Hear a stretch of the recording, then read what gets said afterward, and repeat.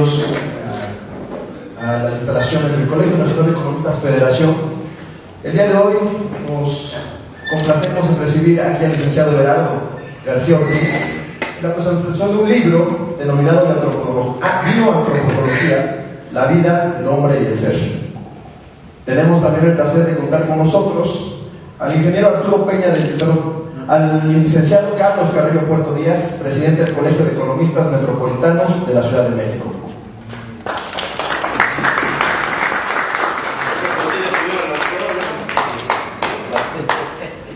Tenemos al licenciado Carlos Carrillo Puerto, José Antonio González Aguilar, comentarista del libro.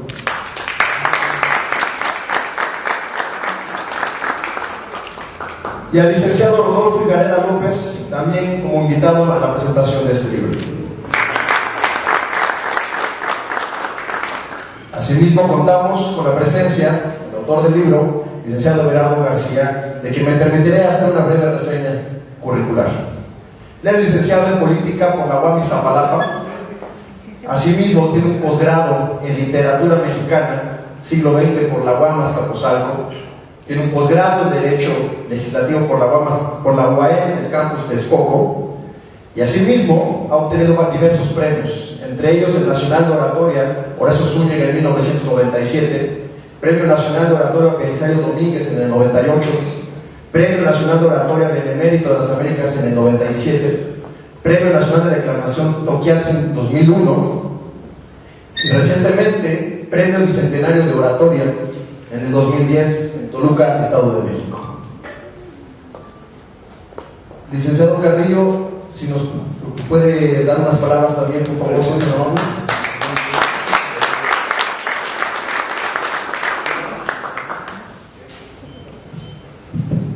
Bien, bueno, antes que nada deseamos agradecerle al maestro César, ¿no ves que como tienes una inicial ahí antes? ¿Sí?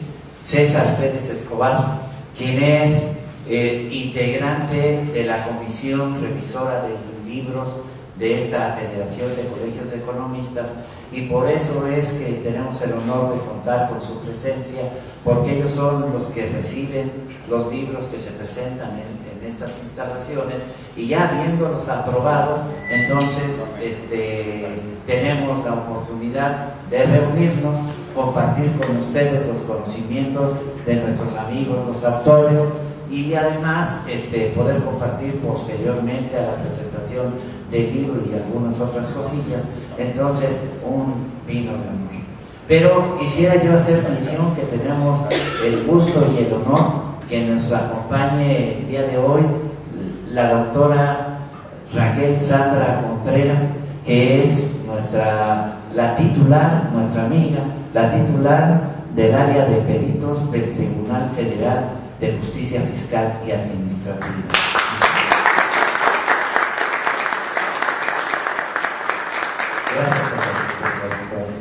Sí. Creo que podemos entrar a los comentarios sobre el libro de nuestro amigo Everardo directamente, porque es muy rico en conceptualizaciones. Entonces, sin más palabras y sin más preámbulos, y con la anuencia de ustedes, le pediremos a Everardo que haga uso de la palabra para que nos platique todas las cuestiones que estuvieran alrededor de su libro. ¿Sí?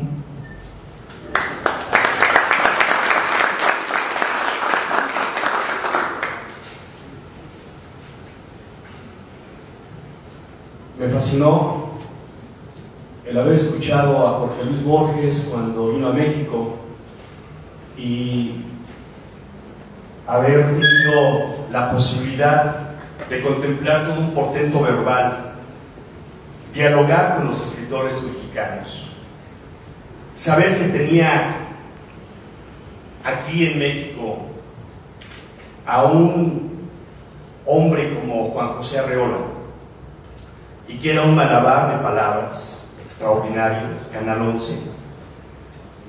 Y a mí me enamoraba esa actitud y ese poder de ir esculpiendo con esto que a diario se ocupa y que se proyecta tanto cuando alguien es un mago del verbo, cuando alguien sabe el sentido poderoso, pero no solo es hablar, no solo es emitir sonidos, sino construir un sentido. Cuando leo a Octavio Paz y habla precisamente de que el poeta es el renovador del lenguaje, yo me maravillo, porque precisamente las palabras se gastan y precisamente las palabras definen un destino. Por eso cuando Grecia define con una palabra la esencia de lo que va a ser su proyecto y marca con una sola palabra, que es armonía, define a Sócrates, a Platón y a Aristóteles y a todos los trágicos. Cuando Roma utiliza una palabra que es primordial y que es la palabra justicia, podemos pensar en la tragedia de Roma. Sin embargo, Roma es hoy la cuna de todo aquel que aspira a ser un abogado, no solo un licenciado en Derecho, sino un abogado. Y la palabra justicia es tan importante hoy, en este momento, por ejemplo, en nuestro país, que está en crisis, que se cae a pedazos, que es tan importante una palabra y que son tantas las voces que claman por justicia, y que es necesario volver a colocar las palabras en el centro de nuestro universo, como ese sótano de Buenos Aires que Borges relata en su libro. Y cuando venimos y contemplamos el suelo mesoamericano, y son dos palabras tan sencillas, unidas por un vínculo, y nos dicen nuestros abuelos mesoamericanos, la flor y el canto, es decir, la palabra, es decir, el discurso, es decir, que hay que prepararse, porque para dirigir un país hay que prepararse, porque para ser líder hay que tener la autoridad. Y me dijo mi maestra Hortensia Morales en el claustro de Sor Juana, hace ya muchos años, autoridad es buscar que el otro crezca, porque autoridad no es un papel que te otorga una institución y te hace líder, te nombra director, te nombra presidente. No, líder es buscar que el otro crezca, que el otro se desarrolle, y entonces tienes la autoridad para dirigir.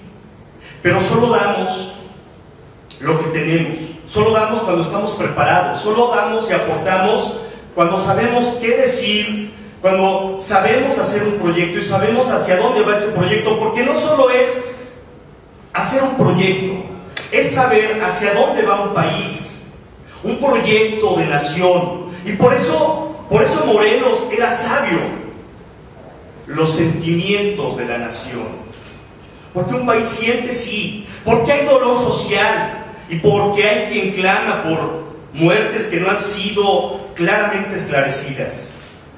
Ya estoy hablando como los de Televisa. Y en ese sentido, amigas y amigos míos, dice Bio, me comentó una compañera en la Universidad Autónoma Metropolitana, mi querida Telma, nuestra casa, abierta al tiempo, estudio biología, imagínate el estudio de la vida.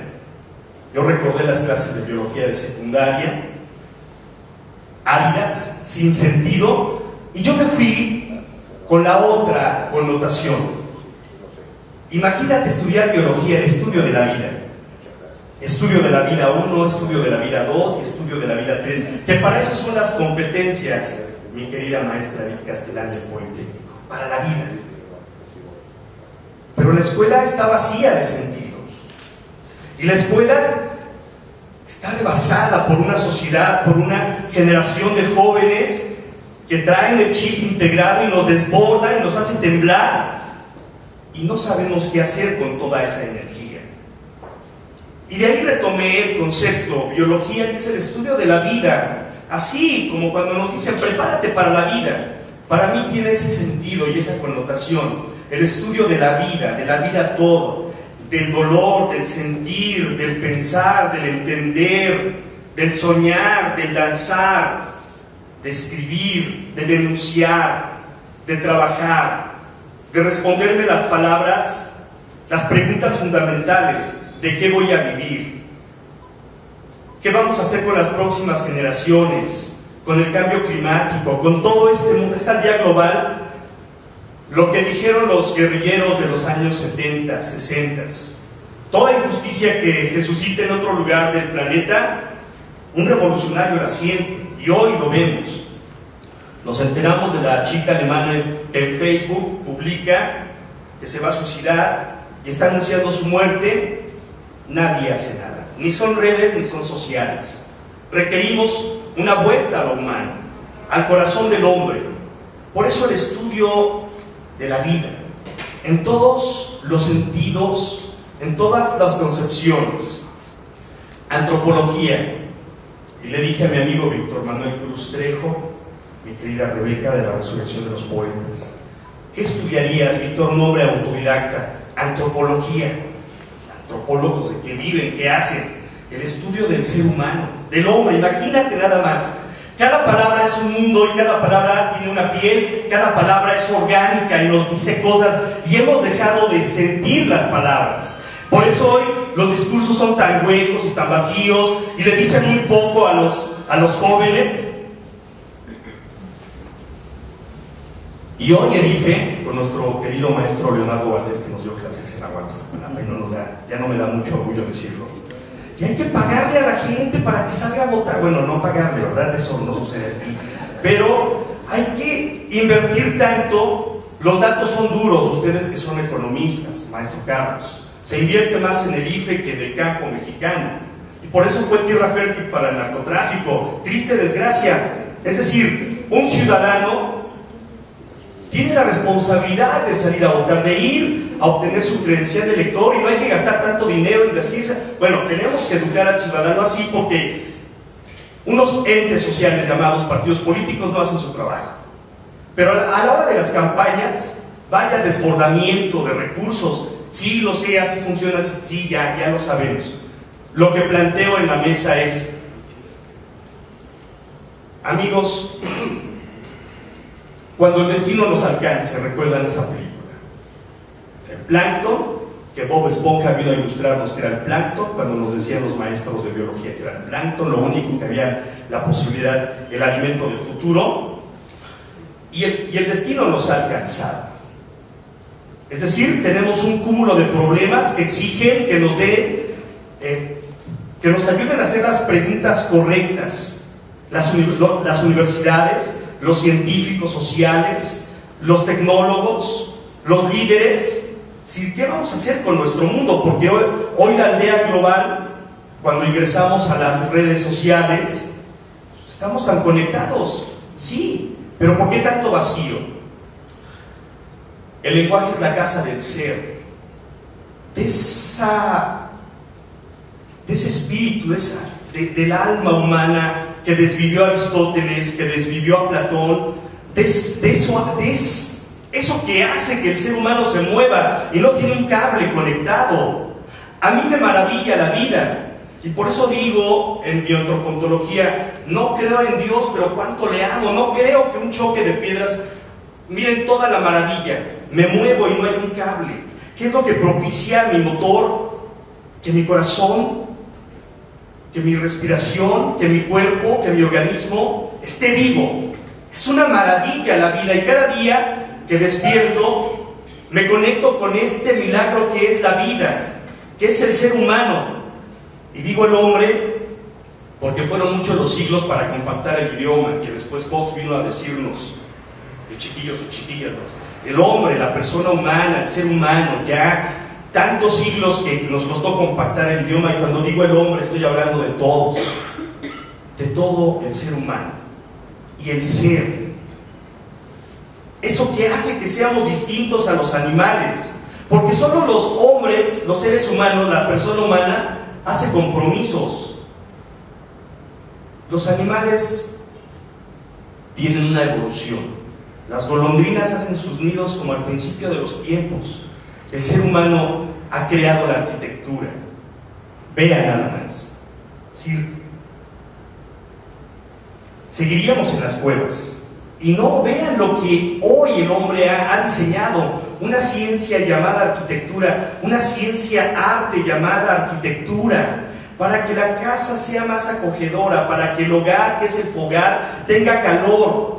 Sí, mezclamos la innovación con el principio del ser humano, dice Miguel Jiménez Igualada, orador español que conoció a mi maestro José Muñoz Cota. Antes de ser el hombre un ser industrioso, fue un hombre amoroso. ¿Con qué amor hizo el hombre la cueva? ¿Con qué amor hace el Padre su casa? Para que vivamos en armonía, Grecia, para que haya justicia, Roma, para que la flor y el canto, esto que es una mano, digan, ¿es la garra cazadora o es la flor de 5 pétalos? ¿Es Hobbes o es Rousseau? Es decir, volver al centro del universo, la utopía. ¿Para qué diablos estamos en este planeta? ¿Cuál es el fin último? ¿Cuál es la causa? Bertrand Russell lo dice de manera genial: la conquista de la felicidad. Y narra en ese libro maravilloso que les recomiendo. Caminaba en las calles de Los Ángeles y vi a un grupo de mexicanos al amanecer que estaban cantando, que estaban embriagados. Yo dije, no hay mayor imagen de la felicidad que esta. Y eso tiene el mexicano. No fue en balde que José Vasconcelos lo visualizara: el hombre cósmico, el hombre universal. Todas las culturas que están aquí con los siglos de conquista arábiga para con los españoles y toda la fuerza y el poder que tenemos los mexicanos. Esto me lo dijo Arturo Fernández Montero, un súper abogado, un amigo mío, y me dice: Everardo, en Europa el mexicano brilla porque es eso que aquí Samuel Ramos dice, hay un ninguneo sistemático. ¿Quién anda allí? Nadie, porque así nos educaron. Así hayas obtenido 5 pichichis en Europa, no vales. Su cédula de entrenador se la dieron en Sudamérica. Así seas un hombre que tenga 10 doctorados, un científico más, Mario Molina, sí, un premio Nobel, ahí, que anda por ahí dando conferencias, no vales. Sí lo dijo José Alfredo, no vale nada la vida. Señor José Alfredo, vamos a renovar su lenguaje. Aquí en México, México es el centro, México es el ombligo. El cosmos requiere que el mexicano vuelva a tomar la palabra como sacerdote, astrónomo, matemático, innovador, artista, y decirle al mundo: señores, aquí estamos. Nadie lo va a reconocer, nadie lo va a hacer. Soñamos cada sexenio de esa posibilidad, y el pueblo cree, y yo veo al pueblo cómo sale. Y sean las bases políticas de cualquier partido, salen con la ilusión, con la esperanza. Sí, mesianismos, sí, discursos. Está bien, señores de nuestra clase política. Está bien, líderes académicos, porque son líderes académicos nuestros investigadores. Pero hoy requerimos respuestas ante esta sociedad que nos desborda continuamente. Y las noticias están a la orden del día, amigos. Por eso considero que el objetivo de mi libro es plantear esta pregunta: ¿cuál es el fin de la vida? Me encuentro con varias definiciones, con varias respuestas, y son maravillosas. Miren, Miguel de Unamuno, en el libro El sentimiento trágico de la vida, lo dijo majestuosamente: lograr la plenitud de plenitudes. Y no solamente es cuando tengamos unos tequilas encima que son ricos, pero decían los poetas malditos de Francia: estar ebrio siempre, diario, en cada momento, incluso cuando dormimos, estar al 100% disfrutando esto, porque se acaba. Abraham Maslow lo dijo también: la autorrealización. ¿Para qué queremos un país de frustrados? Familias frustradas, individuos frustrados. ¿Para qué? Y la Biblia, que se ha desgastado tanto su interpretación, que a unos hermanos protestantes, y aunque Martín Lutero haya sido el gran democratizador de la lectura, también las iglesias los diversos credos, los diversos pastores, se les acabó la cuerda. Cuando yo leo la Biblia y dice, he venido para que tengan vida y vida en abundancia, digo, Dios mío, esto es luz. Cuando dice Jesús, sean perfectos como mi Padre Celestial es perfecto, seréis como dioses. Yo interpreto así, yo leo así la Biblia. Puede ser que mi asesor espiritual diga, estás interpretando mal, muchacho, estás mal. Pero yo digo, vida en abundancia, viva la vida, venga la vida. Cuando me dicen, tienes que ser, la invitación es que seas perfecto como mi Padre Celestial es perfecto,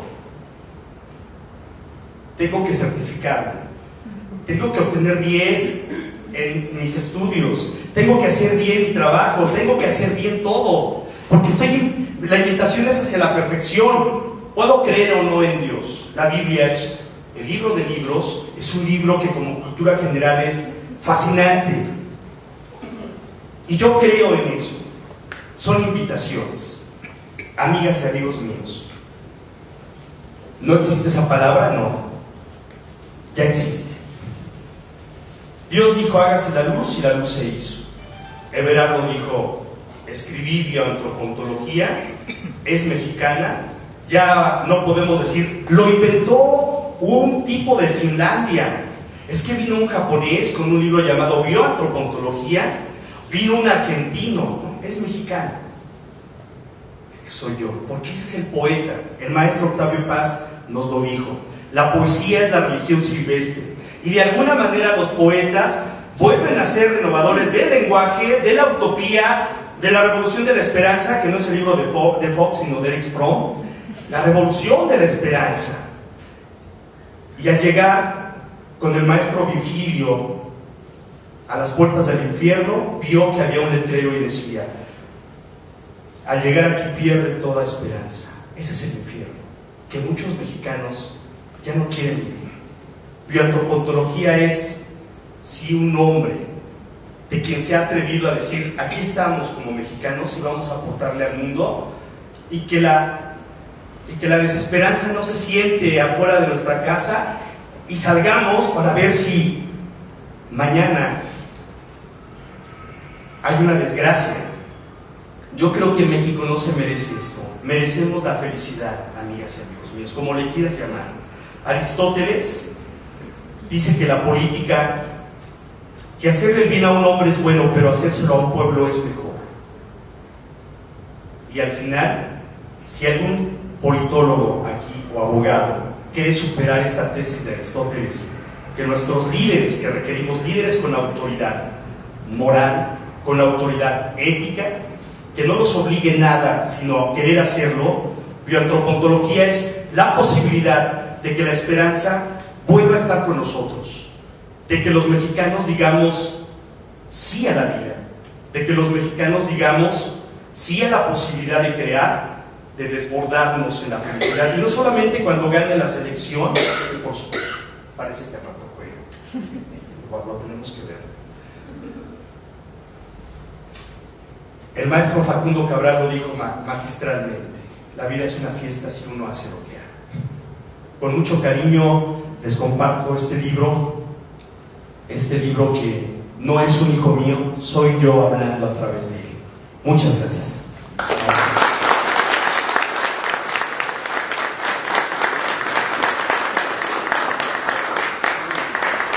Muchas gracias al licenciado Everardo García Ortiz por su magnífica presentación.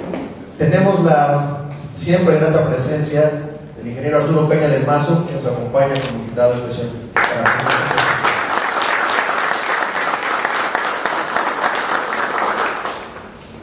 Muy bien, es hora de dar paso, por favor, a los comentarios del licenciado Rodolfo Higareda López. Licenciado, si usted es tan amable.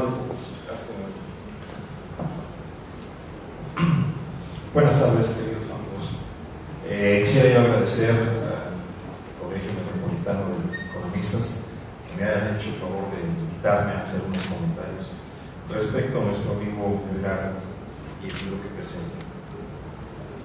Quisiera yo iniciar comentando que en la primera parte de su libro, en la primera hoja, creo, si no mal recuerdo, nos hace una enorme responsabilidad y nos las pone en los hombros, porque nos dice que todos los hombres somos filósofos.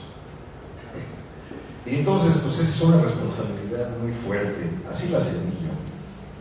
Porque la filosofía, podríamos decir que es la cima de todas las ciencias, es la ciencia que se encarga de analizar al hombre en todos sus aspectos. Y lo hace no solamente desde el punto de vista del hombre interno, del pensamiento, del ser, sino que también lo hace desde el punto de vista del ser, del hombre físico, del hombre material, del hombre práctico. Entonces, eso a mí me causó una profunda impresión, pero también me dio mucho gusto porque me hizo trabajar sobre un tema que hace muchísimos años yo no lo entendía, no lo manejaba, no lo comprendía, no lo estudiaba. Esto me llevó a recordar aquellas viejas clases sobre las posibles las divisiones en que los estudiosos profundos de la filosofía han hecho y han dividido esta gran materia y esta profunda ciencia de la filosofía. Quiero recordar que nos hacían la división de dos escuelas fundamentales, uno que era el materialismo, otro lo que era el idealismo y sus dignos representantes, ¿no? Claro que hay una tercera corriente que no nos gusta mucho, que es el materialismo dialéctico, pero de eso hablaríamos después. Entonces todo eso me dio muchísimo gusto, porque conforme fui avanzando en la lectura del libro de Everardo, me di cuenta de que son situaciones que él, como hace rato nos acaba de explicar, son vivencias que él ha tenido, cuestionamientos que él se ha hecho, soluciones que él ha tenido, prácticas, y que eso nos lo brinda a nosotros como una propuesta en la cual podamos nosotros mejorar y aplicar aquellas, no quisiera yo llamarlas recetas, sino aquellos enunciados que nos puedan servir, ¿sí? Como él dijo hace un momento, no son todas sus enunciados, digamos, con una auténtica particularidad, sino que trae todo un cúmulo de pensamiento, todo un cúmulo de pensamiento histórico de muchas partes, no solamente del pensamiento occidental, sino también del oriental, etcétera, etcétera. Pero él nos lo ofrece y nos lo ofrece con mucho cariño y con mucho afecto, ¿sí? Y nosotros se lo agradecemos. Pero una de las cosas que más le agradezco yo a Everardo es que no intenta influir en nuestro carácter, en nuestra forma de pensar, en nuestra forma de actuar. Y eso es maravilloso para un hombre que está incursionando en la filosofía. ¿Por qué? Porque nos da y nos permite la auténtica libertad del ser humano, ¿sí?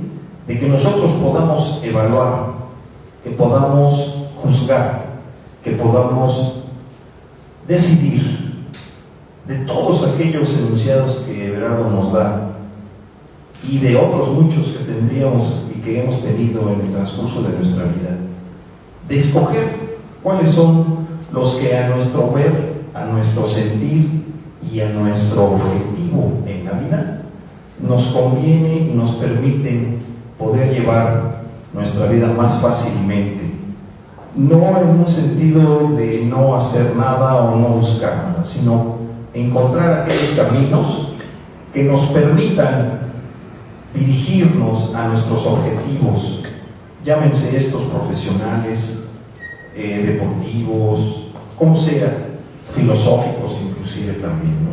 Esa es una de las cuestiones que yo le agradecería y que le agradezco muchísimo a Everardo, porque no nos induce a un sentido, a una situación, a una ideología. Él tiene su propia ideología, que en algunas cuestiones nos deja ver algunas cosas de lo que él prefiere, pero eso es lo más maravilloso que a mí me pareció. Por otro lado, él nos dice que esto nos permite obtener una vida mejor. Y esa vida es el análisis de la vida.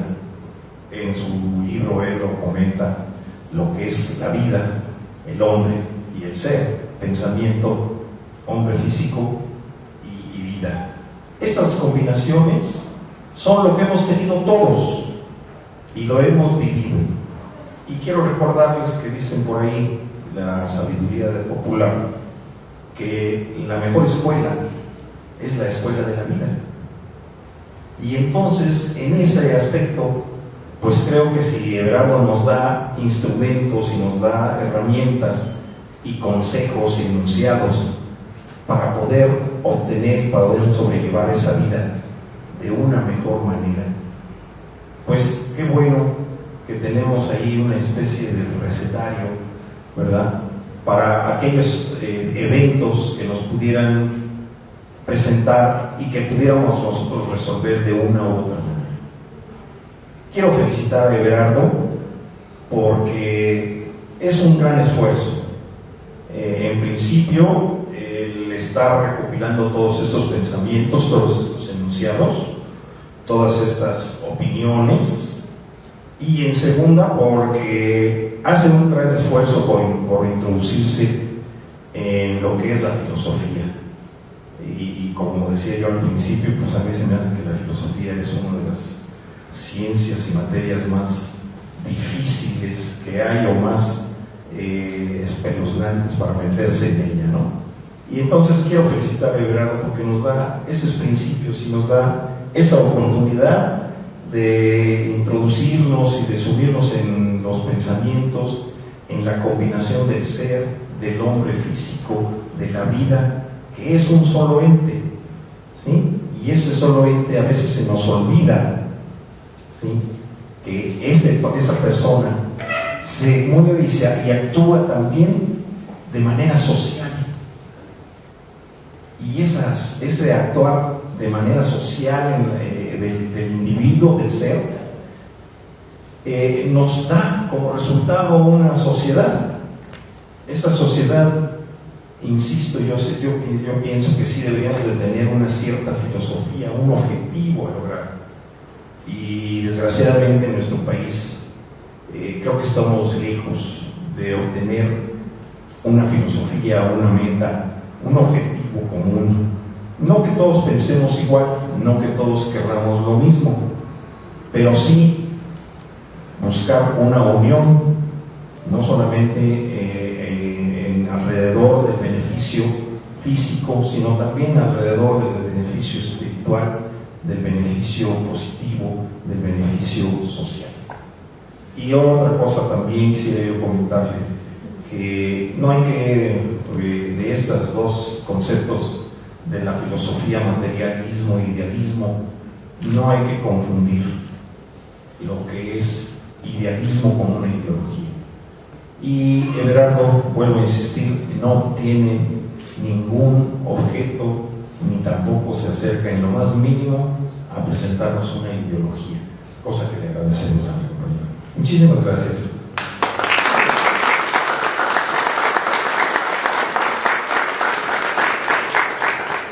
Muchas gracias, licenciado Roque Vareda. Igualmente, la Casa del Economista siempre le tendrá con una sonrisa y una muy buena lección. Muchas gracias.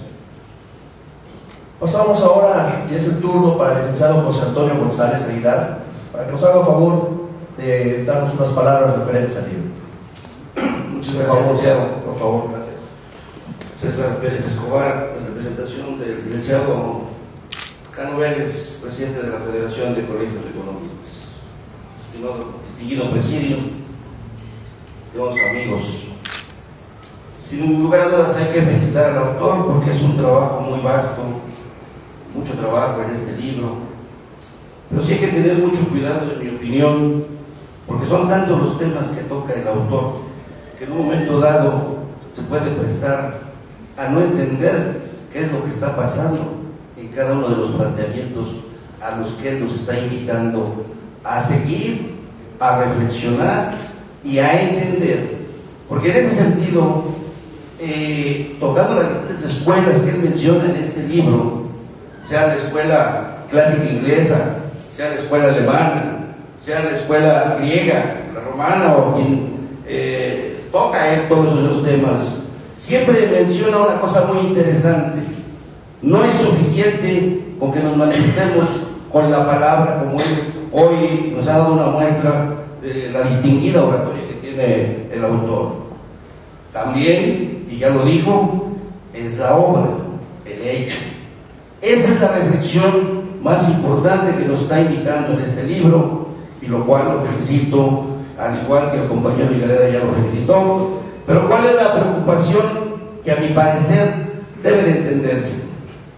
Ya mencionaba Rodolfo el tema de la filosofía. Se supone que Marx acabó para continuar el estudio de la filosofía, y luego pues nos queda el estudio de la poesía para seguir continuando esta trayectoria de trabajo, de investigación y de creación. Se habla de los discursos huecos de los políticos, se habla de los discursos sin sentido de los religiosos. Sabemos de antemano que la política, tal como es, no tal como la entendemos, la política desde hace muchos siglos es un negocio, al igual que las religiones. Si no entendemos las relaciones en ese sentido, nos extraviamos y estamos planteando cosas que en algún momento pues creemos que son para el beneficio de toda la sociedad. Hoy que decimos que tenemos un 50% de pobres, sabemos que la pobreza también es un negocio. ¿Y es un negocio para quién? Para algunos programas gubernamentales, para algunos líderes, para algunos empresarios. Entonces, tenemos que entender qué es lo que pasa para no en un momento dado perdernos en las distintas escuelas a las que nos está invitando a reflexionar y a entender. Yo siento que el autor tiene una gran preocupación por las relaciones económicas. Bajo las distintas escuelas se menciona como un punto toral, ¿sí? De hecho, Marx separa las relaciones sociales de producción de todas las otras relaciones sociales, como dependiendo de las relaciones económicas. Pero ya vimos el fracaso de Marx en lo que fue su experimento, que fue la Comuna de París. Una cosa es el modelo y otra cosa es la realidad. Ya que mencionaba el licenciado Vigareda lo de la dialéctica, también el método dialéctico no es una creación de Karl Marx, es una creación de Hegel. Nada más que Hegel plantea la dialéctica bajo la idea de una idea suprahumana, es decir, bajo la idea de un Dios. Pero quien genera el método dialéctico es Hegel.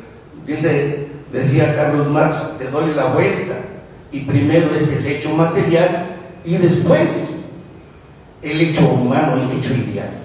Hoy día, al autor al invitarnos al aspecto ontológico, todavía la humanidad tiene a ese gran reto que cada día tenemos de no poder satisfacer la justicia social.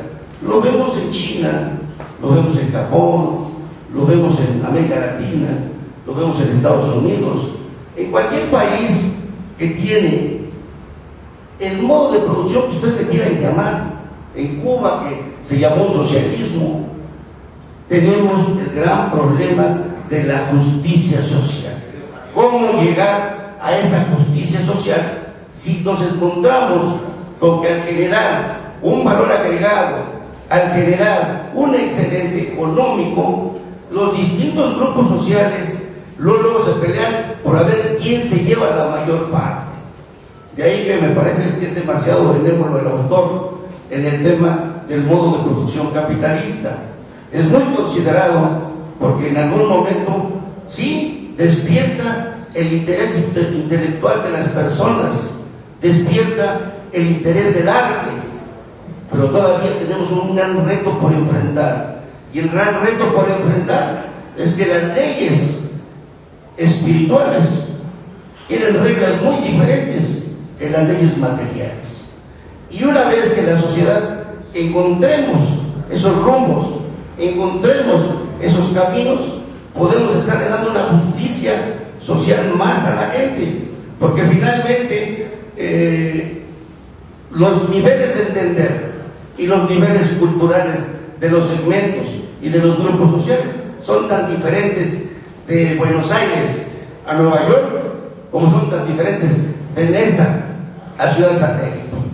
No podemos entender una sociedad mexicana en Ciudad Satélite de la misma forma que en Chalco, y no porque veamos a una sociedad mejor o con más patrimonio o con más poder económico, sino todo se refleja en forma diferente, desde el hablar, desde el lenguaje, desde el entender, de tal forma que ese también es otro gran problema en los programas de gobierno.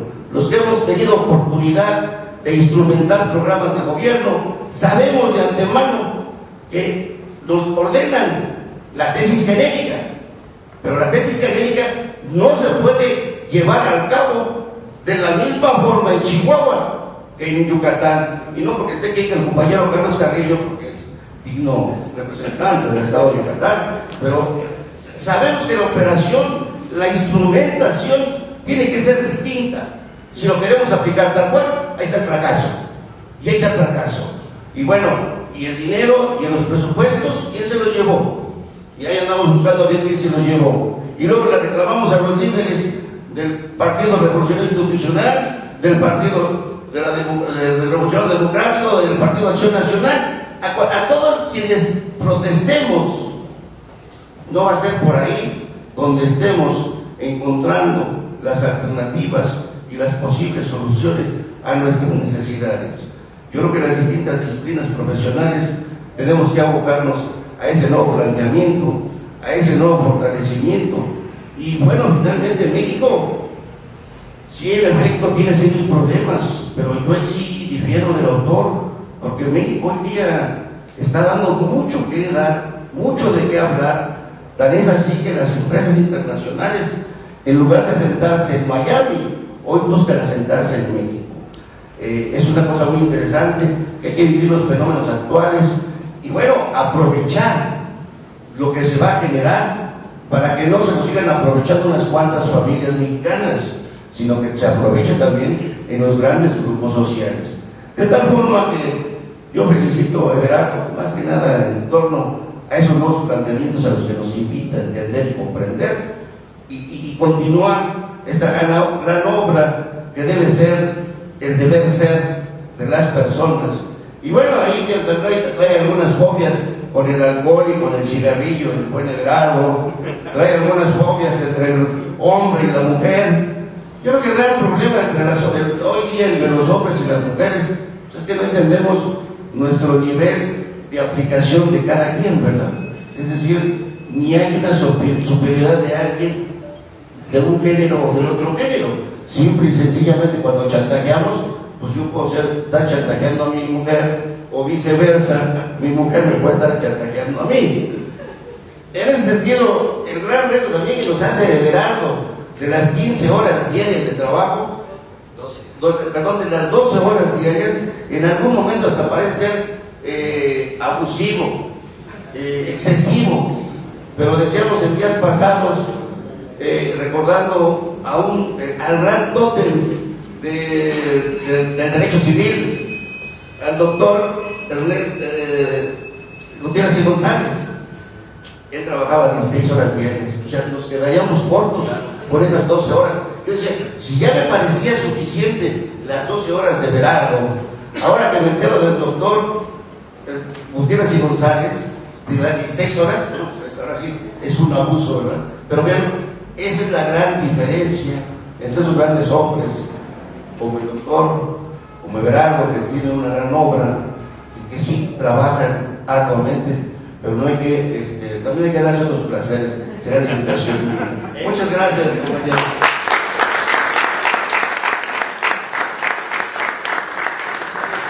Muchas gracias al licenciado José Antonio González por sus palabras. Es momento ahora de dar paso a las palabras del presidente del Colegio de Economistas Metropolitanos de aquí de la Ciudad de México, licenciado Carlos Carrillo Puerto. Si es tan amable, licenciado. Gracias. Gracias. Bien, antes de hacer una intervención personal, permítanme comentarles dos detalles. Everardo, como maestro, ha tenido muchos alumnos, pero uno de sus alumnos del Tecnológico de Monterrey, alumno de él en los cursos de oratoria, el día de hoy no pudo asistir por causas de fuerza mayor. Sin embargo, nos hizo favor de enviarnos a través de los medios magnéticos y electrónicos unas palabras y solicitó que se las leyéramos a Everardo en su nombre. Entonces me voy a permitir, a nombre de Oscar Neira, leer estas palabras para ti, Everardo. Y dice: a mi maestro Everardo, no existe mayor regalo para un hombre que el recibir el aprendizaje de su mentor. Cuando conocí a quien sería mi maestro, me sorprendió enormemente la humildad con la que tal gran hombre se manejaba. Un maestro de las palabras, sediento de libros y de trascendencia. Aquel amigo mío me demostró que somos palabra y en palabra debemos convertirnos, porque es esta la herramienta más maravillosa de la que el ser humano fue dotado.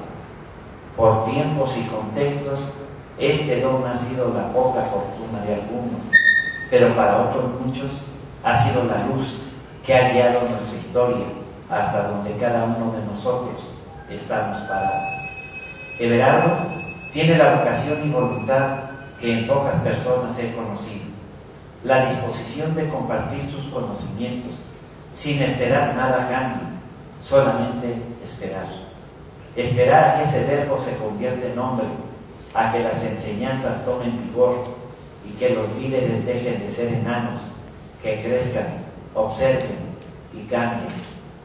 Sin lugar a dudas, lo que más me marcó durante todas las tardes discutiendo embriagados de palabras fue darme cuenta que la vida es poesía, que las palabras están en el aire y que ese aire que respiramos, el que compartimos sin excepción. Creo en el destino, creo en Dios, creo en la vida y estoy seguro que el que concordáramos en el mismo lugar difícilmente fue una coincidencia. Hoy estoy consciente de que, como usted lo decía, tenemos una escasez de líderes, tenemos palabras, problemas como todos, pero sobre todo tenemos esperanza, porque hacen falta cientos como usted para verdaderamente cambiar este país. Gracias por las horas de esfuerzo, gracias por la paciencia, gracias por compartirme su mundo, gracias a nombre de todos, atentamente, Oscar Alberto Neira. Licenciado Everardo García Ortiz. Y les voy a decir por qué quiero felicitarlo con todo entusiasmo y con toda pasión. Porque en este país, hace 20 siglos, no se habla más que de la muerte. Y él, al igual que Nietzsche, que fue el primer filósofo de la vida, viene a hablar de la vida. ¿Y saben por qué se los quiero decir? Porque hoy en México se vive la cultura de la muerte. ¿Quieren que se los haga evidente? ¿Cuáles son los dos modelos de perfección en este modelo cultural que estamos viviendo? El héroe y el santo. El héroe en la cultura cívica, el santo en la cultura religiosa. Solamente que cuando confrontamos esto con la realidad, nos encontramos con que no hay héroes vivos ni santos vivos, puros muertos. Si ustedes ven que esto a qué nos conduce. Primero, a venerar a la muerte en la figura de los personajes que admiramos. Después, continuamos rindiéndole culto a la muerte. Vean las celebraciones más fastuosas que tenemos en este modelo cultural. Ceremonias y fechas cívicas donde rendimos pleitesía a los héroes en altares de la patria. O el calendario religioso donde las fiestas más fastuosas se hacen en honor de los santos y los mártires en altares sagrados. ¿Y en qué terminamos? Terminamos sacralizando a la muerte. Es lo que se llama cultura. Y la cultura pues tiene sus tres vertientes clásicas. Las formas de hacer del ser humano, que es la tecnología. Las formas de ser del ser humano, que es el arte. Y las formas de convivir del ser humano, que es la civilización. Pero aquí se ha hablado de arte. Y yo quiero decirte que no se equivoque. Hoy día, en el mundo que estamos viviendo, se cree que el arte son las artes, las bellas artes. Esa es la puntita del arte. En el futuro van ustedes a darse cuenta que todo lo que hace el ser humano es factible de convertirse en arte. ¿Cuándo se convierte en arte? Cuando el ser humano hace con perfección y excelencia lo que hace. ¿Y cuándo lo puede hacer con perfección y excelencia? Cuando empata su vocación con su actividad. Y hoy día la vocación la es confundido.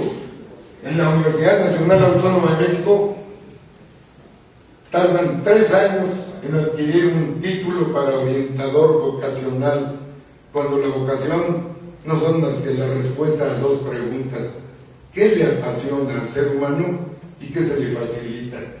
Donde se cruzan el apasionamiento y la facilidad, ahí está la vocación. El ser humano, decía nuestro autor, debe entregarse a lo que hace, pero entregarse pues solamente lo puede hacer cuando lo que hace corresponde a su vocación. Si no corresponde a su vocación, no le puede apasionar. Hoy día mucha gente está haciendo trabajos que le molestan, que le fastidian. Yo diría, están mal orientados, que vuelvan a su vocación, hacia lo que les apasiona y se les facilita, y van a ver que se van a volver tremendamente eficientes, porque el ser humano es un creador por naturaleza, pero la creación, las ideas solo fluyen cuando corresponden a la vocación. El ser humano solamente es creador en el segmento de su vocación. En la medida que se aleja de ella, pierde creatividad, pierde entusiasmo, pierde amor y pierde pasión. Estar en tu vocación significa realizar un trabajo que amas. Estar en una vocación es como casarse, es un trabajo que se va a tener para toda la vida. Te vas a casar con una actividad. Eso es la vocación, y es lo que no hemos encontrado aquí en México. La gente, el mexicano en general, cuando está en condiciones de trabajar, sale a buscar chamba de lo que sea y la encuentra. ¿Y cuál es el resultado? Que una persona que se dedica a una actividad para la que no tiene vocación no puede hacer más que 2 cosas en la vida: sufrir y estorbar. Eso es lo que hoy tenemos en México. Hoy día, queridos amigos, estamos viviendo hacia la muerte, y ocurre que esa vivencia hacia la muerte nos lleva a darle sentido a ultranza a la muerte, en lugar de darle sentido a ultranza a la vida.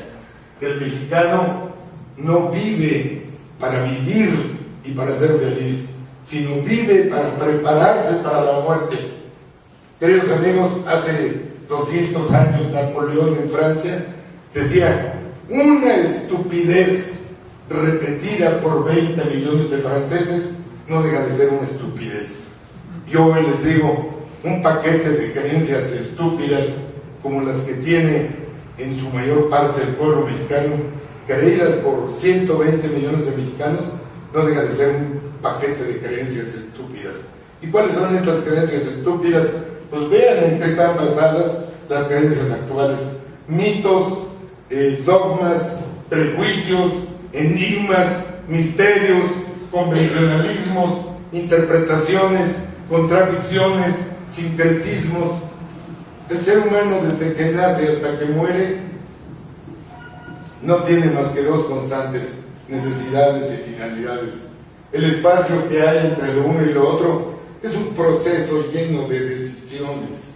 Pero aquí está la clave de todo: una decisión jamás es mejor que la creencia en la que se funda. Si la creencia es un conocimiento, el ser humano siempre es acertado. Si la creencia es una de estas estupideces que estoy mencionando, ahí tenemos al ser humano eternamente falible. De tal manera que si el ser humano quiere ser acertado, pues que le entre al conocimiento. Aquí se ha dicho, vamos a orientarnos por Dios. Bueno, ¿quién hizo el mundo? ¿Lo hizo Dios? ¿Y cómo lo hizo? Con leyes de la naturaleza. Entonces las leyes de la naturaleza son las leyes de Dios. La ciencia son las leyes de Dios. En el mundo interior, ¿cómo lo hizo? Con principios de la naturaleza, que es filosofía. La filosofía, los principios filosóficos son las normas de Dios. Vivir conforme Dios quiere, perfeccionarse, es vivir conforme al conocimiento y no conforme a la forma estúpida que nos han venido orientando generación tras generación. Hoy día, todo el mundo quiere la unidad de México, pero nadie sabe en qué consiste la unidad de México. ¿De quién? A criterio de los intereses. El ser humano tiene una moral natural que no es la ética, es la estética. Porque todo ser humano prefiere lo bello sobre lo feo. La moral natural es simplemente lo que sientas que es bello es bueno, lo que sientas que es feo es malo. ¿Y qué es la moral? ¿Cómo está compuesto el mundo? Está compuesto de armonías. ¿Qué es la belleza? La belleza es la armonía de armonías. Esta es la perfección de Dios. La belleza interior, la belleza exterior, la congruencia. No una moral que nos hace incongruentes totalmente, porque nos da no una moral sino dos: una moral que predicamos y no practicamos, y una moral que practicamos y no predicamos, de tal manera que somos incongruentes. Yo también se los digo a los izquierdosos: ustedes piensan como Carlos Marx, pero quieren vivir como Carlos Slim.